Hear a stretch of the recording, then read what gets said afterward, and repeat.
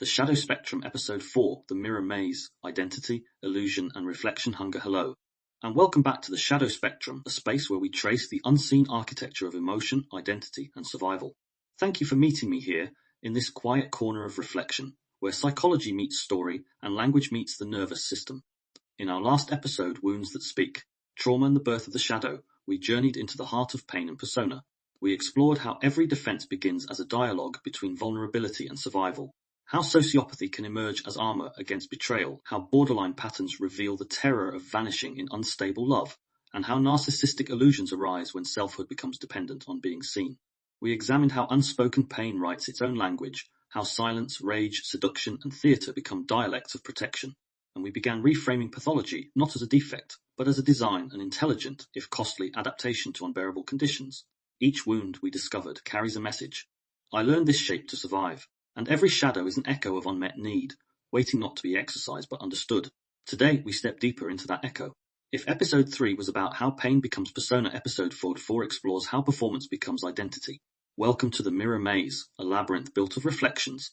Here the self bends and reshapes under the gaze of others. What begins as a survival strategy, to be seen, to be loved, to be safe, evolves into a choreography of impressions. We learn to smile at the right time, laugh at the right pitch, share at the right moment, all in service of staying visible in a world that equates attention with existence. The performance of self in the age of attention. But in a culture where every glance, like, and comment is a mirror, reflection becomes addiction. We start measuring aliveness by how often we're seen. And the more mirrors we gather, the more fragmented we become. This is reflection hunger, the deep nervous system craving to be witnessed. It's not vanity, it's survival. From our earliest moments, identity forms through attunement. A child learns who they are through the eyes that meet them, or the eyes that don't. Each approving glance says, "You're real." Each absent one says, "You're not enough." When those mirrors are distorted or inconsistent, the self learns to perform for clarity. If being authentic doesn't earn reflection, we adjust. We amplify. We diminish. We create a persona that secures the gaze. Over time, that performance fuses with personality. We forget who we were before applause. The mirror maze is not just psychological, it's cultural. Social media has turned visibility into currency. We curate, filter, and brand the self, seeking recognition in algorithmic mirrors. Each scroll becomes a subtle audition, a bid for belonging in an economy of attention. In this episode, we'll explore how identity, once fluid and responsive, has become performative. We'll meet 3 archetypal adaptations within the maze: narcissism as the mask that must be admired, histrionic traits as emotion amplified into spectacle, codependency as the self that disappears to stay loved. We'll also look at how language has inflated emotion into identity, the shift from I feel to I am, and how this compression traps us in states we were meant to move through. Finally, we'll examine the role of social media as the new oracle of worth, a digital hall of mirrors where reflection is constant, but connection is scarce. This journey is not about rejection of visibility, but reclamation of authentic sight. It's about learning to recognize when you are performing, and remembering that the self existed long before the stage. So take a slow breath. This isn't a lecture, it's an invitation. To notice the mirrors you've been living through. To honor the hunger that taught you to perform, and to begin rebuilding an identity that doesn't vanish when no one is watching. Because you were never meant to be a projection. You were meant to be a presence, the hall of mirrors. The self shaped by the gaze identity is not born, it is returned. Before a child can say I am, they learn I am seen. Before language, there is the gaze, the silent dialogue between infant and caregiver, where presence and attunement sculpt the first sense of self. Developmental psychology calls this mirroring, the process by which a child's feelings and expressions are recognized, named, and reflected with accuracy and warmth. When the parent smiles in response to joy, the child's nervous system encodes I am welcome. When they meet distress with comfort, the child learns that my pain matters. These distortions internalize. We become our own unreliable witnesses, scrutinizing, judging, and fragmenting. Even praise can distort if it's conditional. The child praised only for achievement learns I am my output. The one praised for beauty learns I am my surface. The one praised for compliance learns I am my obedience. To step out of the hall of mirrors, we must distinguish affirmation from attunement. Affirmation says, you did well. Attunement says, I'm with you, no matter what you did. The first builds performance, the second builds presence. Reclaiming the original face, the Zen koan asks, show me your original face, the one you had before your parents were born. It's a poetic challenge to find the self before mirrors, before identity, before adaptation. In psychological terms, this is the work of integration, gathering the fragments, the performances, the roles, and returning them to the center. Integration doesn't destroy persona, it contextualizes it. You can still be expressive, charming, and strategic. But now those traits serve authenticity, not replace it. When you act, you know you're acting. When you perform, you remain anchored. The mirror no longer dictates, it reflects. Reflection prompt. When did you first learn that being seen required being impressive? Was it a parent who only noticed achievement? A friend who admired confidence but not vulnerability? A culture that rewarded spectacle over sincerity? Write that moment down, then ask, what was I truly seeking, applause or attunement? Practice. Choose one experience today to keep private. A walk, a song, a meal, a sunset, don't record it. Don't share it. Let it exist only between you and the world. Afterwards, journal what surfaces. Do you feel loss or liberation? Does silence feel like invisibility or intimacy? Notice how your body responds when presence replaces performance, because healing begins when you no longer need proof to feel real. Narcissism as performance. The mask that must be admired to understand narcissism, we must begin not with vanity, but absence. Long before the mirror became an obsession, it was emptiness, a void where recognition should have been, a silence where attunement should have spoken. The narcissistic structure is not born from self-love, but from self-loss. It is a reconstruction, a survival architecture built from what was missing. And every glittering surface hides a question. Do you see me yet? The anatomy of a mask, every mask begins as a mirror. A child scans their world. Who must I become to be reflected? If the parent sees only achievement, the child becomes exceptional. If they see only beauty, the child becomes aesthetic. If they see only obedience, the child becomes agreeable. And if they see nothing at all, the child learns to shine, not out of arrogance, but desperation. The narcissistic self is an overcorrection, inflated to fill the void of unseen existence. And in that expansion, paradox blooms. The louder the persona, the lonelier the person. Because what others admire is not the child, it's the construction. Admiration arrives, but attunement never does. Applause is not the same as presence. And yet the performance continues, because being unseen feels worse. The false mirror of admiration mimics love, but it is hollow. It sees the surface, not the soul. It recognizes achievement, not essence. To the unmirrored child, even a counterfeit connection feels like salvation.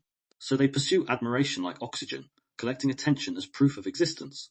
Weakness. It's an attunement superpower that, when healed, transforms theatre into artistry, drama into depth. But first, the body must relearn that softness survives. The stage of emotion. In early development, children communicate through affect. Crying, laughing, shouting, these are proto-languages of need. When caregivers meet these cues consistently, the child internalizes the lesson.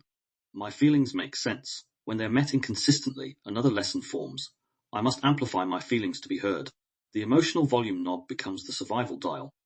This pattern echoes in adulthood as affective inflation, emotion expressed at a magnitude disproportionate to the stimulus. Not because the person is insincere, but because the nervous system was wired to equate exaggeration with engagement. Subtle expressions risk dismissal, bold ones guarantee response. In mirror linguistic hypothesis, MLH terms, this becomes emotive prosody, speech that rises and falls like a wave, seeking co-regulation through resonance. Each inflection is a fishing line cast into the room, hoping someone bites with recognition. Histrionic language often includes superlatives and sensory-rich descriptors. It was the best day ever. I was destroyed. You always ignore me. These are not lies, but linguistic lighthouses, beams of intensity to cut through perceived distance. The goal isn't precision, it's connection. Yet such expression, while magnetic, can backfire. Listeners may perceive it as excessive or manipulative, withdrawing the very attention the speaker seeks. The cycle intensifies. The more they escalate, the more others retreat, confirming the original wound of unworthiness. To break this loop, awareness must precede adjustment. The goal isn't to silence expression, but to differentiate intensity from authenticity. Feeling deeply does not always require speaking loudly. The nervous system as the audience. The histrionic body operates like a stage, gestures wide, eyes alert, voice alive.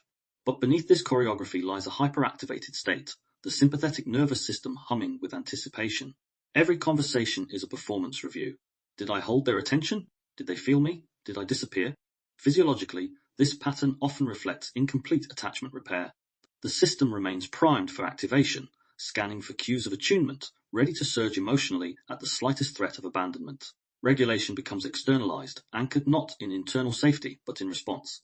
When a partner withdraws, panic ignites. When a friend goes quiet, dread surfaces. When applause fades, emptiness echoes. The body misinterprets stillness as danger. It craves movement, sound, and expression. Thus, emotional displays are less about performance and more about re-establishing rhythm, to feel resonance again. But regulation through performance is unsustainable. It creates dependency, the self-stability tied to audience engagement.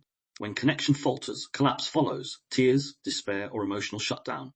In this collapse, shame creeps in. I'm too much. The very trait designed for survival becomes self-condemning. Healing requires teaching the body that quiet can coexist with connection. Safety is not measured by decibels. Love doesn't need spectacle. The mirror linguistic decode in MLH, histrionic speech, represents a somatic semaphore, a flag-waving signal of state. Prosody is heightened, metaphor flourishes, and pauses elongate for effect. There's often rhythmic entrainment, an unconscious pull to dramatize for synchrony. Key linguistic markers include amplification, words and phrases such as always, never, and every time. Emotional labeling, which includes rapid naming of feelings. I'm furious, heartbroken, ecstatic. Dramatic imagery. My world's collapsing. I was drowning in silence. Solicitation of witness. You have no idea how it felt. Each phrase seeks attunement via evocation. If you can feel what I felt, I'm no longer alone in it. Contrast this with NSL reframes, which retain emotional honesty while softening the intensity. You always ignore me translates to when I feel unheard, I get scared I'm disappearing. It was the worst day ever translates to it felt overwhelming like I couldn't find ground. Nobody cares translates to I'm needing comfort right now. Reframing doesn't suppress feeling. It translates it into safety. Tone lowers, breath deepens, hedging, sort of, maybe, I think, over-apology, disclaimers before opinions, and rapid retractions when disagreement arises. The voice aims to soothe, not assert. Silence isn't comfort, it's vigilance. The Linguistics of Disappearance codependent speech patterns reveal an internal algorithm. Scan to predict and predict to adapt. The speaker anticipates reactions before they occur, shaping expression around perceived expectations. This hypervigilant communication drains energy, leaving conversations cognitively taxing. Phrases like, I don't mind, whatever's best for you, it's fine, really, are less polite than protective spells, linguistic offerings meant to maintain attachment. Each deflection of preference reinforces invisibility. Over time, the self forgets what it even wanted. Consider how subtle shifts in phrasing reflect nervous system state. I'm sorry, can I say something? Can be reframed as, I have something important to share. If it's okay, maybe we could. Can be reframed as I'd like to suggest. I don't want to upset you, but can be reframed as here's what I think.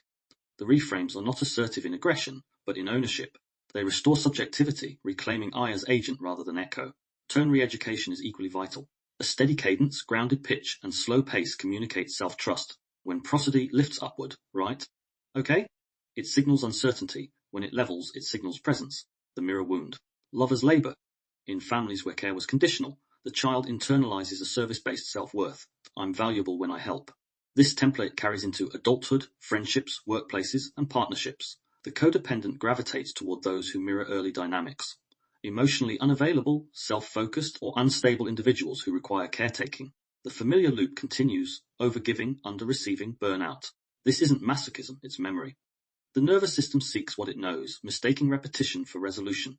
In relationships, codependents often become emotional translators, intuiting others' needs, anticipating moods, and mediating conflict. But this omniscient caretaking conceals a wound.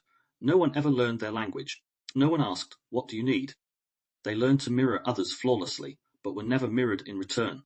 Over time, chronic giving without receiving breeds quiet resentment, then guilt for feeling resentful. The cycle deepens. I shouldn't be angry, they need me. Anger, a boundary emotion, becomes repressed. Self-expression shrinks further. Breaking this pattern requires radical permission, to disappoint, to be misunderstood, to prioritize one's own nervous system. Healing isn't rebellion, it's rebalancing. The path to re-emergence, reclaiming the self after years of merging, is not an act of defiance but remembrance. It begins with self-inquiry, asking simple yet foreign questions. What do I want? What do I feel? What do I need? The answers may not arrive immediately. The neural pathways for self-reference have atrophied, but each attempt strengthens the signal. In neuroplasticity, repetition is renovation. Each time you speak a preference aloud, you lay a new synaptic brick in the architecture of autonomy. Somatic anchoring supports this cognitive shift. Before responding to others' needs, pause. Place a hand on your chest. Ask, what state am I in? If tension spikes or breath shallows, you may be merging. Take one slow exhale before deciding. This micro-interruption builds internal agency. In mirror linguistic practice, experiment with ownership language, statements that center I rather than you. Example, instead of you need help, let me do it. Try, I feel the urge to help. Can I ask what you actually need? This reintroduces consent and curiosity, dismantling reflexive rescue. Over time, communication transforms from caretaking to collaboration. Relationships evolve from dependency to mutuality. The economics of expression identity inflation serves hidden economies. In social ecosystems governed by visibility, Clear labels attract recognition. I am X signals belonging. I feel X risks ambiguity. Platforms reward engagement, not introspection. Outrage, pride, and certainty drive these metrics. Subtlety scrolls unseen. Consequently, linguistic extremes dominate public discourse and moderate language, sometimes perhaps, I wonder, erodes from everyday use. The collective nervous system mirrors this tension. All or nothing, fight or flight, like or ignore. MLH decode. Grammar as mirror under MLH. Syntax functions as a mirror of nervous system state. I'm reflects fixation, a frozen state seeking solidity. I feel reflects flow, a regulated state permitting transition. I might be reflects curiosity, a ventral vagal trigger for openness. By auditing personal grammar, one can map regulation.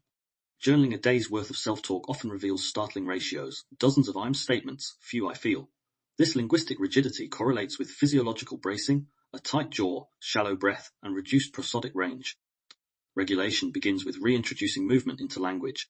Therapeutic reframing, cognitive behavioral, and narrative therapies both leverage linguistic deflation. CBT encourages separating the self from the symptom. I'm having the thought that narrative therapy externalizes problems. Anxiety is visiting me today. NSL builds upon this by coupling syntax with somatic awareness.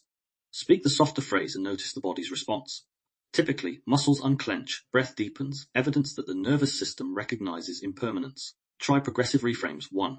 I am anxious. 2. I feel anxious. 3. Anxiety is present. 4. My body is signaling unease. 5. Something in me seeks safety. Each step widens perspective, shifting from fusion to friendship with the feeling. Emotional colonialism and the loss of nuance English, compared with some languages, offers a limited emotional vocabulary. As linguist Anna Wiersbicker notes, cultures with richer affect lexicons enable finer self-discrimination. When nuance shrinks, broad labels dominate: sad, mad, glad. Inflation compensates through intensity: devastated, ecstatic.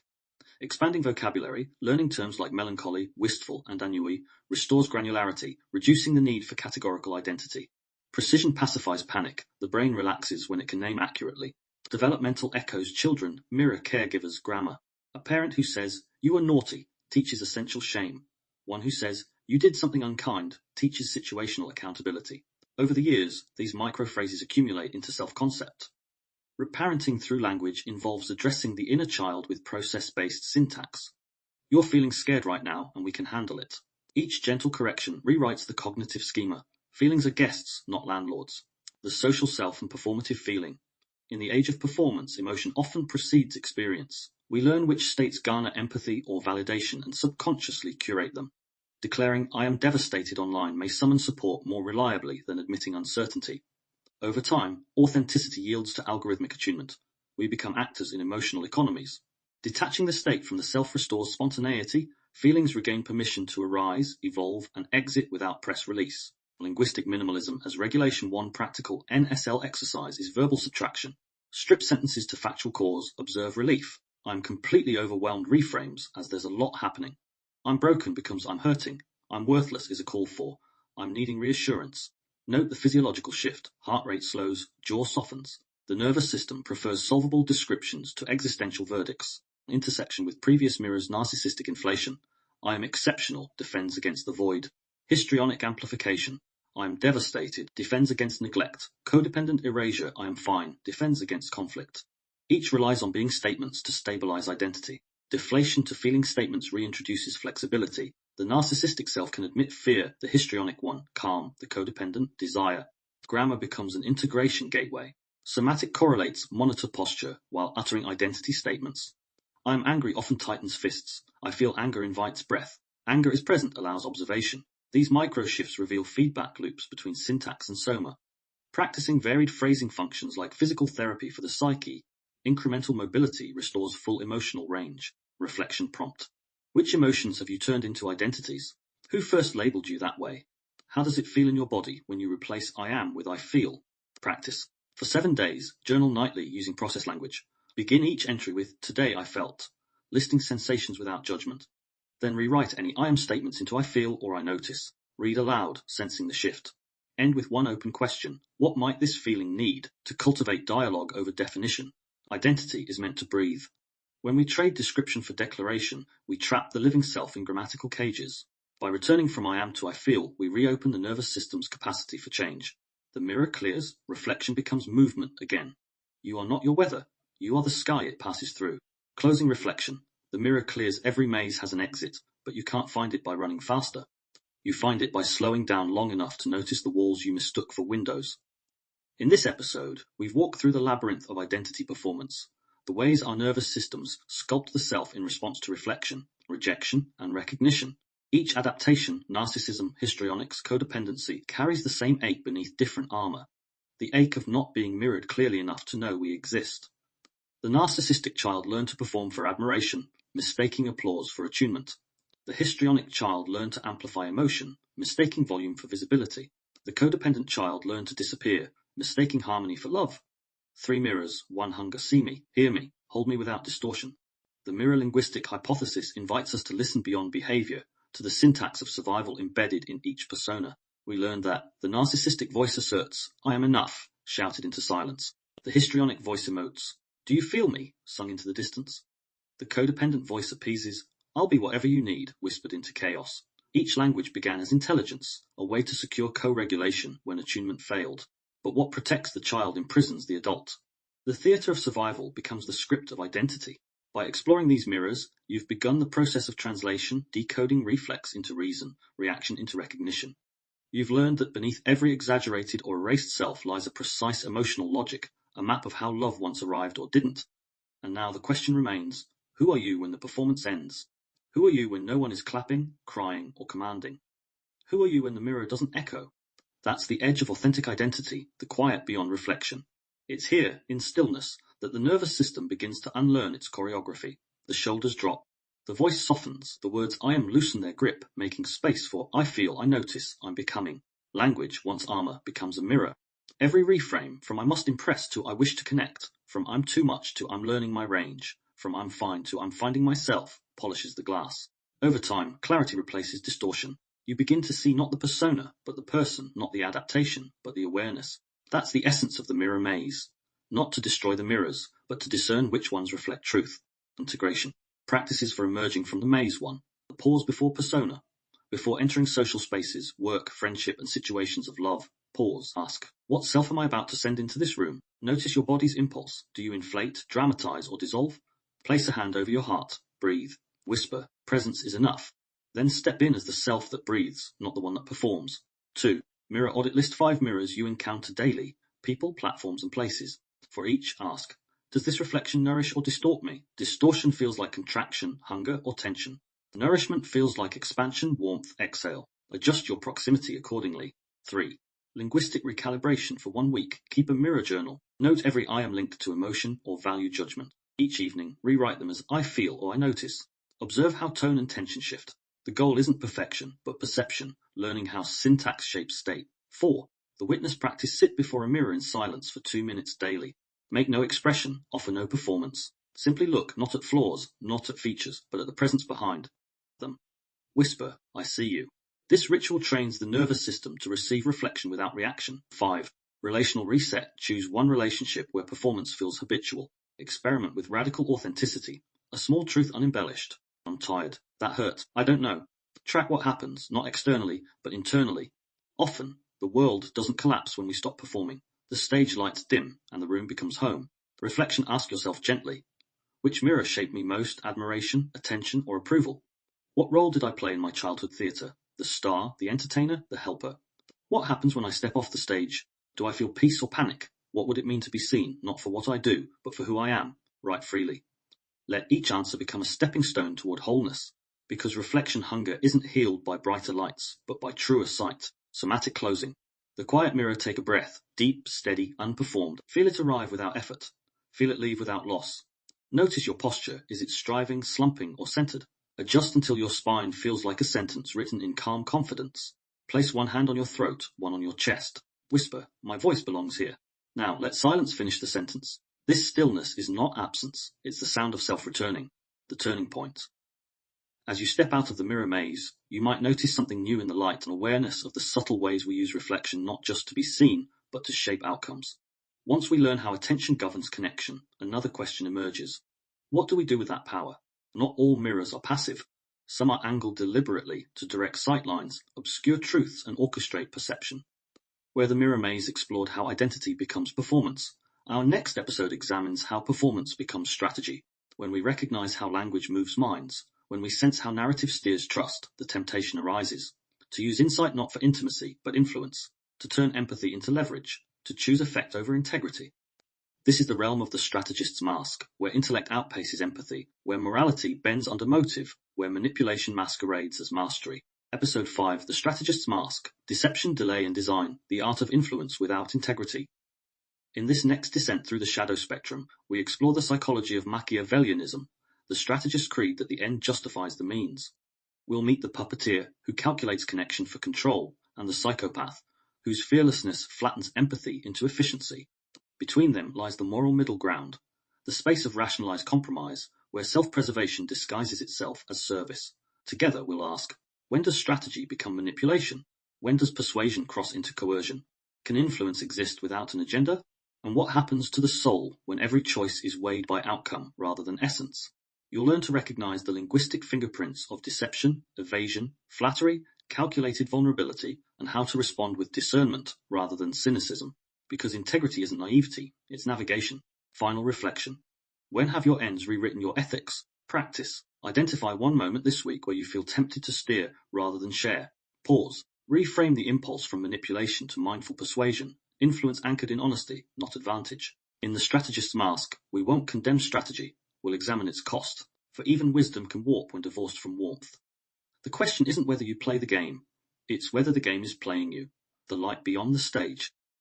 Thank you for walking with me through the mirror maze. If this episode stirred something, a memory, a mirror, a truth you'd hidden in applause, take time before rushing back into noise. Integration requires quiet. Remember, the goal isn't to reject your reflections, but to recognize them. The performer, the pleaser, the peacemaker, each was a child's genius, not a flaw. You don't need to shame them. You need to shepherd them home. Every performance began as protection. Every mask was a mirror turned outward, searching for sight. Now you are learning to turn it inward, to see yourself clearly, kindly, without costume. Until next time, speak softly, listen deeply, and let your words mirror your wholeness. You were never meant to live in reflections. You were meant to live in revelation. You've been listening to The Shadow Spectrum. I'm James Miller.